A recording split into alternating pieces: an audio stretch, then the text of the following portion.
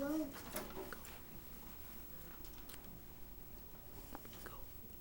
The dragons don't leave their caves anymore. There's no reason to leave, nowhere to go. When they were young, strong dragons, they were needed. You see, back then, young women did not choose their own husbands. Their fathers told them whom to marry. So desperate maidens hired the dragons to fight their unwanted suitors. They were in such high demands, the dragons painted their scales occasionally, so no one thought it strange that one dragon was getting into so many fights. Green is one's natural color, but you should have seen him while he was purple, very royal, and yellow looked good for a while. The dragon had remembered well one beautiful lady in distress, Meg Gwendolyn. He can see her standing before him now as though the whole thing happened only yesterday. Sir Dragon, I need your help. My father has promised me to Sir Grimble, but I can't marry him. Why not? People say he already has a wife in another kingdom. Besides, I love another man. Sir Dudley is his name. Please, Sir Dragon, I want you to fight Sir Grimble and defeat him. Orphe, I would be delighted to help you, my lady. Name your price. 100 gallons of kerosene. As you know, my breath has no fire without kerosene.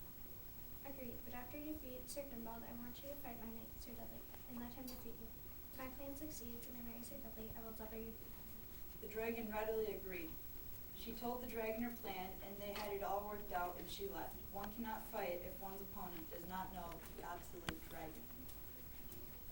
That is going to be a battle, so the dragon went from inn to inn and said terrible things about Sir Grimble. Sir Grumble is a toad-eating, good-for-nothing, cow-stealing liar. The dragon's words upset no one, so he knew the knight wasn't there. Sir Grimble is an egg-sucking, chicken-hearted, single-toothed thief. Again, no one became angry, so the dragon traveled onward. Sir Grimble is a flop-eared, yellow-bellied, bow-legged glop of chicken fat. This time, someone responded. Who dares insult me? 'Tis I, the fire-breathing, death-defying, fearless green dragon. You are an overgrown swamp lizard with one hand tied behind my back. I could reduce you to a pile of greasy green skins. Go back to your cave before I snuff your flame forever. I believe you are afraid to battle a dragon. The knight spun around and glared at the dragon. Take that back or fight to the death. The dragon blew enough smoke to fill the room. I believe you are afraid to battle a dragon. Oh, I'll see you Tuesday at daybreak in front of the vine-covered castle. Act 2. He spent the next few days preparing. He practiced terrible roars, blew smoke rings, and rehearsed his victory speech at least 50 times. News of the coming battle spread quickly. As the sun rose on Tuesday, hundreds of people lined the battle green near the vine-covered castle. Meg Gwendolyn sat beside her father under a large tree. At one end of the green stood Sir Grimble, looking evil and mean. The people shouted and hissed at him.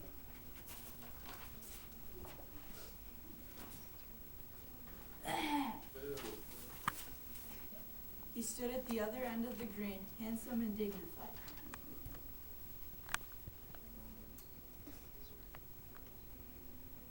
Grace, much evil night.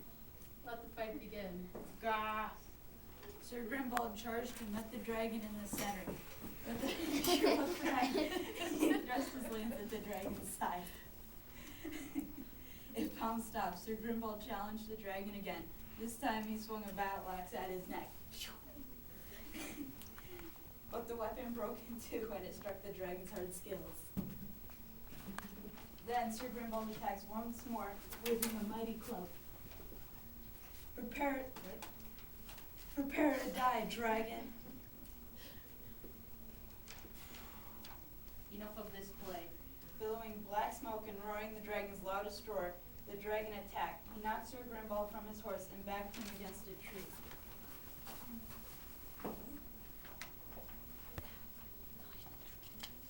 As the dragon was about to make a spectacular end of him, he ruined the show. With a cry of defeat, he dropped to the ground, crawled from his armor, dashed under the dragon's belly, and disappeared into the cloud. Oh, Father, how can I marry such a coward? Dear daughter, you are right. I must find someone more worthy of your hand.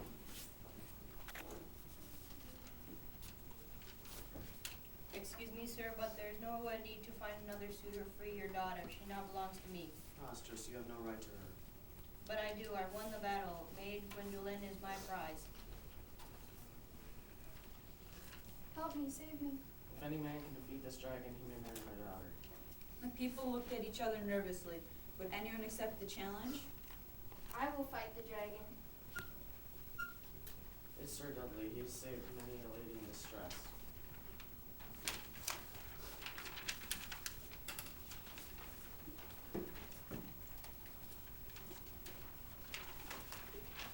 My hero. Alright. Thank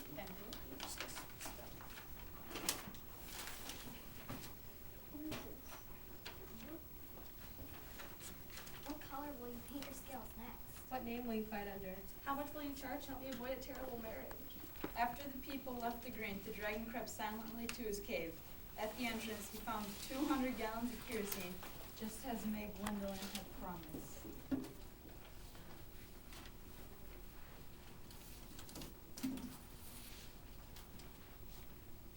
Thank you. I will tell all my friends about you. Love, Gwendolyn. Alas, as time passed, fewer and fewer young maidens needed the dragon's help. Maidens had more say about their marriages. Why, today, they even choose their own husbands.